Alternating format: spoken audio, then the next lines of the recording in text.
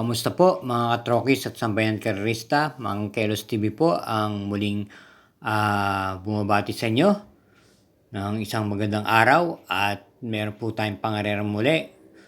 Miyerkules, March 11, 2026, 7 races, post time 5:30 p.m. na gaganapin po sa pista po ng Philippine Jockey Club, Padre Garcia, Batangas. Tayo po'y simula na rin po at samahan niyo na ako. Karera numero 1, start po ng winner take all, isang 3-year-old and above maiden race for placers, post time 5:30 p.m. at may distansyang 1,200 meters, 7 entries, isang couple yung numero 3. Ating pong pampremera rito, yung nasigunda lamang po nung huling takbo niya, yung numero 2, Out of the Blue. Kapadubayan po ni J.A. Guse, nasigunda lamang po to kay Forever King. At bilang panigunda naman po natin dito, yung numero 7, Diamond Back. Po yung may taglag pong tuling at napalaban po itong nakaraan sa karerang pinalunan po ni Gentle Dance.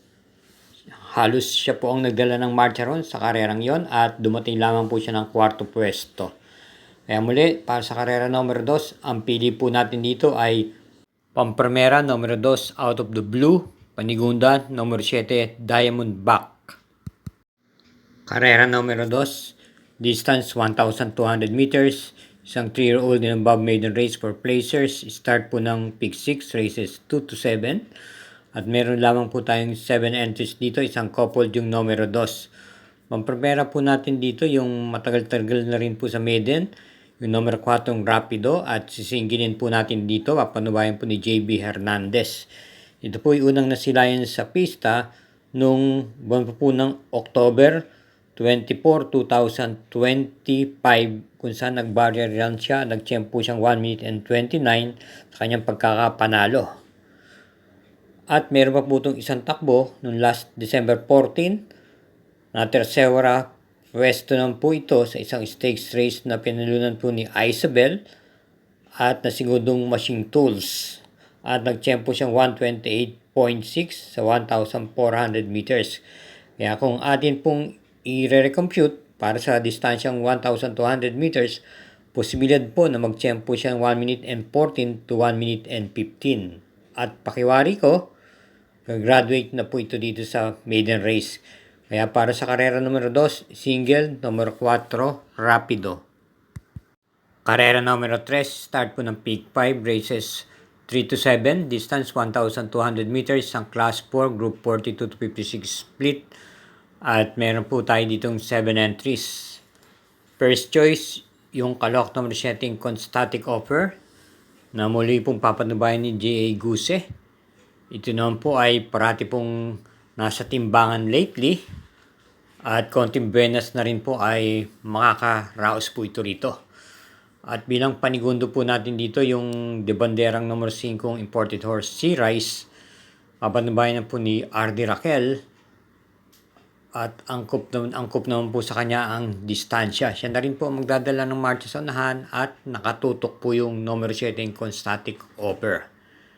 Kaya nga po, ang pili natin dito sa karera numero 3, pampremera yung numero 7 Constatic Offer at panigundo yung numero 5 Sea Rice.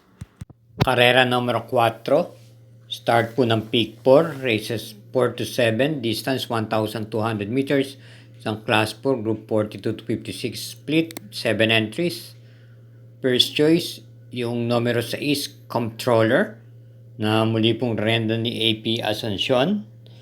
Sa mga nakarang takbo niya ay maganda po ang kanyang ikinikilos, parati pong nasa timbangan.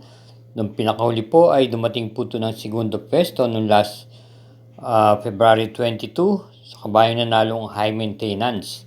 Ito po ay pwedeng i-pacing at iparimate. Bukod dito, ito po ay nanalo po rin ng dihado itong nakaraan din buwan ng Pebrero. Kaya kung titingnan nyo, maganda po ang kanyang kondisyon ngayon at nasa timbangan po parate. Isa rin po imported horse to. At bilang panigunda po natin dito, yung numero 5 Doña Patsy na isa rin po imported horse.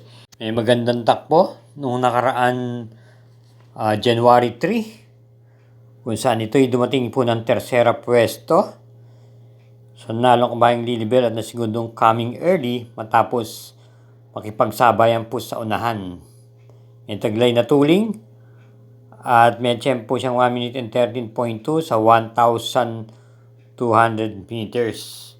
Bilang panersera po natin dito, isama po natin yung numero 2, Captain Bob, na maganda po ang kanyang ikinikilos sa renda po ni O.P. Cortez.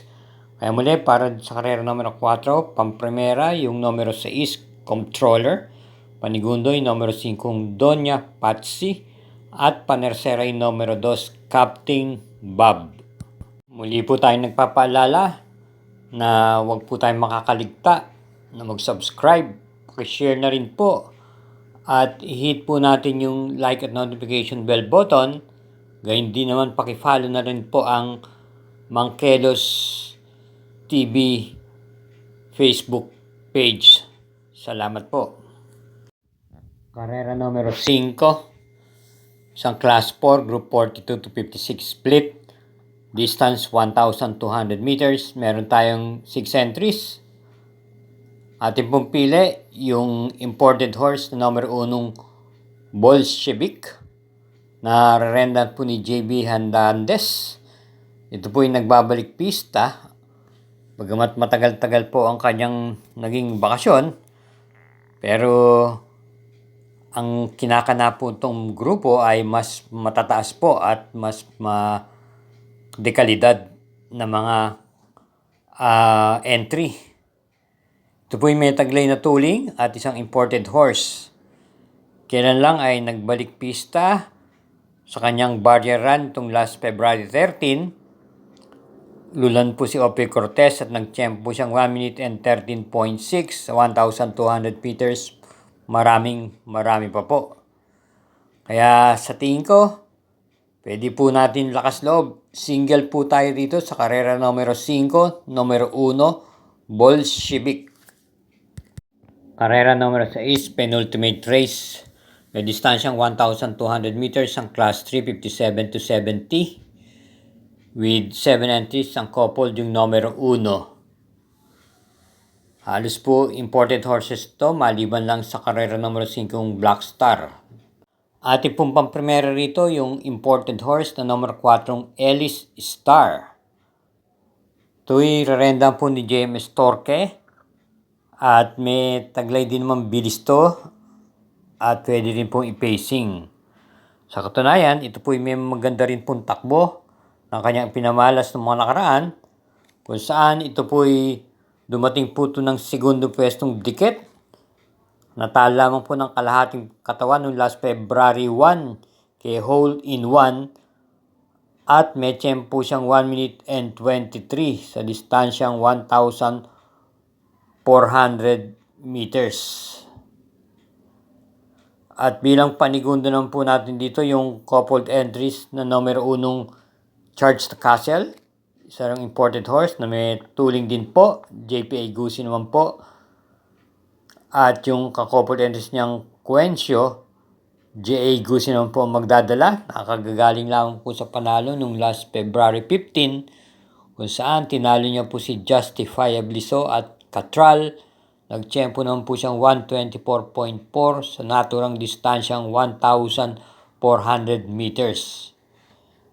Kaya kung atin susumain, halos 1 segundo lang po ang pagitan nilang dalawa. Kaya muli, para rito sa karera numero 6, pamprimera natin yung numero 4 Ellis Star. Panigundo lamang natin yung coupled entries numero 1 Charge the Castle, Quencio. Karera numero 7, paratingan po ito ng winner take all, pick 6, pick 5 at pick 4. At last daily double. Meron po tayong Super 6 dito. Distansya 1,200 meters. Group 17 to 41 split. Isang class 5. At meron tayong 8 entries. Pamprimera po natin dito yung number setting wire frame. Napapanubayan po ni si Penson. Ang mga nakarang takbo niya itong mga nakarang linggo ay maganda naman po. Hindi po nawawala ito sa mga pang-5 hanggang ikatlong pwesto sa timbangan. unti-unti pong nag-uumento na po ito. Ito po ay pwede pong i-pacing o isunod-sunod lamang po ito. At bilang panigundo po natin dito yung numero 3 watch bell na isang derimate. At gamay na gamay naman po ni JB Hernandez. Kagagaling lamang nito sa bakasyon. Pero sa kanyang pagbabalik nitong manakaraan ay maganda rin po kagad ang ikinilos. Kung di ako nagkakamali, ito po ay dumating po ng segunda o tersera pwesto. At bilang panersera natin, yung kalok numero 1, Believe in Me. JC De La Cruz naman po ang rerenda. May taglay na bilis. At medyo mababa na rin po sa grupong ito. Sa ulitin po, ating pong giya sa karera numero 7, pampremera. Yung numero 7 wire frame. Panigundo, numero 3 watch bell. At panersera yung numero 1 Believe in Me. Muli po tayo nagtatapos sa ating pagbigay ng giya. At inuulit ko, hinay-hinay lang po sa ating paglilibang. Marami pa pong araw na darating. Thank you again for watching. Ingat po lagi sa ating pag-uwi. Good luck po and happy Wednesday racing!